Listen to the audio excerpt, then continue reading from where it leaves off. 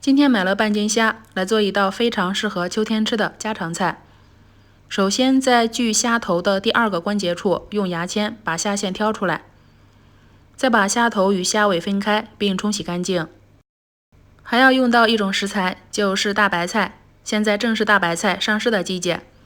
今天的白菜我们要用白菜心，白菜心做出来更好吃。清洗干净，控干水分。接下来先用刀把白菜帮拍一拍，再斜着45度把它片下来。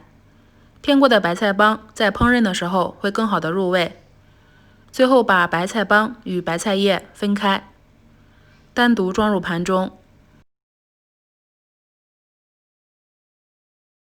然后再准备一点配料，青红辣椒各1根，把它切成圈。再准备一点大蒜切成片，最后切点姜末。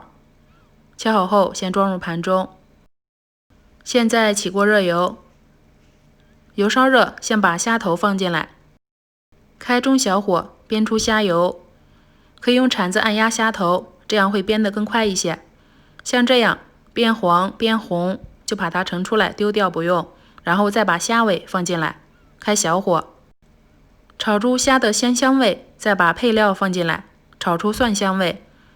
把片好的白菜帮放进来，这个时候可以转成大火，白菜帮炒软，就把白菜叶放进来。接着把白菜叶也炒软，开始调味了，加入盐、白糖、一点蒸鱼豉油，最后再加入一点点的白醋，翻炒均匀。炒均匀后就可以装盘了，香喷喷的。大白菜上市的时候，大白菜的吃法真的是超级多。